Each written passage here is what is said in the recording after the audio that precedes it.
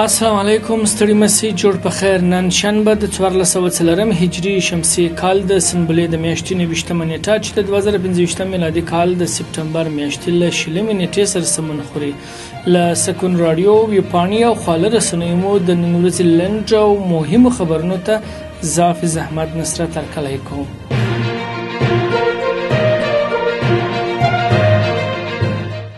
غزنی او میدان وردګو کې ټرافیکي پیښې 10 تنه مړه شوي او 15 نور ټپیان دي. په غزنی او میدان وردګو ولایتونو کې د 2 ټرافیکي پیښو له امله 10 تنه مړه شوي او 15 نور ټپیان دي.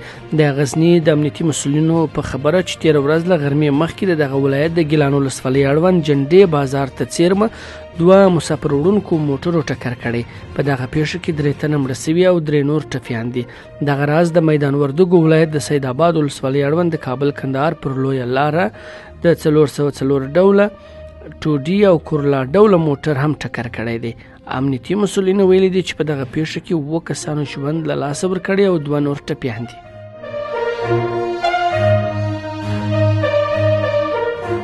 د تاجکستان له لوري 3000 ټنه بشري مرسته کونړ ته رسېدلې. د تاجکستان 3000 ټنه بشري مرسته د 45 لاریو په وسیله د کونړ ولایت د مرستو راټولولو مرکز ته سپارل شوې ده.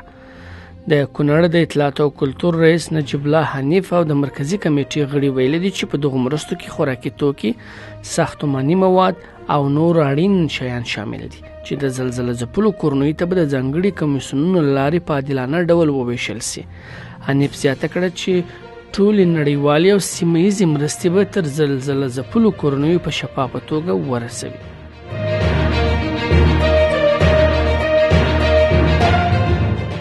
WP وايي افغانستان کې 15 میلیونه میندې او ماشومان په خوارځواکۍ اخته دي.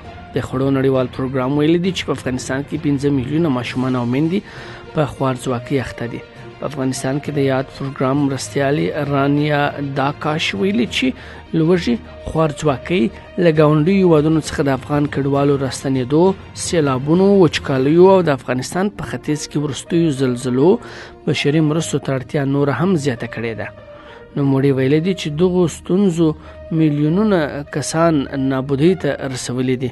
دا کاش پر خپل ایکس پاڼه لیکلي دي د ژمي تر رسېدو وړاندې او مخکې له دې چې واورې لارې بندي کړي باید په افغانستان کې عاجلې بشري مرستې برابرې شي.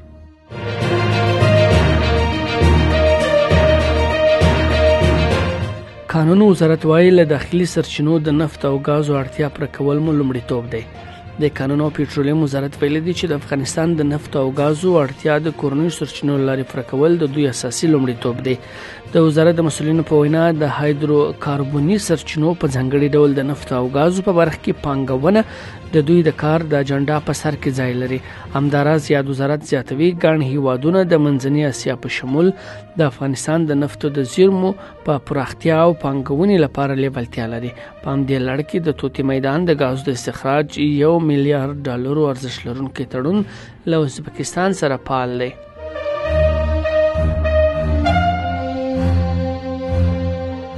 افغانستان کې بندي برتانوي جوړه خوشي شوه. په افغانستان کې نیول شوې برتانوي جوړه خوشي شوې. د بهرنیو چارو وزارت وایند عبدالقهار بلخي ویلي دي هیله ده چې د بندیانو موضوع سیاسي بڼه نشي. نوموړي له هغو هیوادونو چې افغانان پکې بندیان دي غوښتي چې باید ورته د کنسولي خدمتونو د برابرولو زمینه برابره کړي. دغه بندیان پرون په کابل کې د قطر استازي ته وسپارل شول.